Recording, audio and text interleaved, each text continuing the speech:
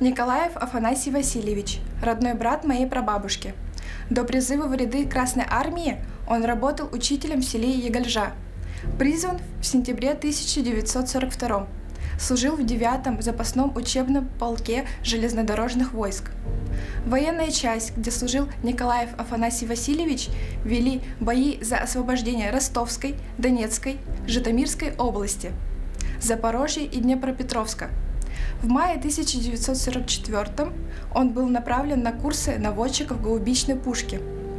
В сентябре 1944 направлен командиром рации 1-й артиллерийской дивизии. Его дивизия вследствие шестикратного нападения освободила Кенигсберг, Варшаву, Данцинг, Кезлинг, Гдыню и Штеттин. Демобилизован был 25 сентября 1945, а на родину он приехал в январе 1946. После войны он работал учителем в родном селе Егольжа. С 1952 по 1957 он работал секретарем районного совета исполкома.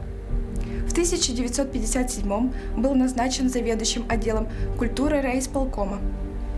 С 1961 по 1967 заведующий районной библиотекой. В 1967 назначен заместителем председателя поселкового совета.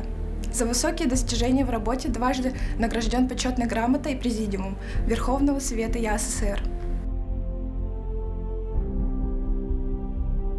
Мне кажется порою, что солдаты, с кровавых не пришедшие полей, не в землю эту полегли когда-то, а превратились в белых журавлей. Они до сей поры, с времен тех дальних, летят и подают нам голоса.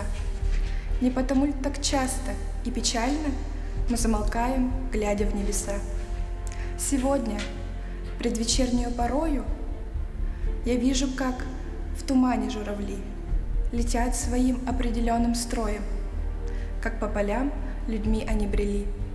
Они летят, совершают путь свой длинный и выкликают чьи-то имена. Не потому ли с кличем журавлиным от века речь аварская сходна?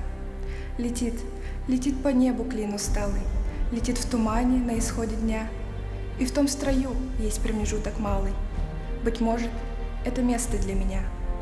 Настанет день, из журавлиной стаи я поплыву в такой же сизой мгле, из-под небес по птичьи окликая всех вас, кого оставил на земле.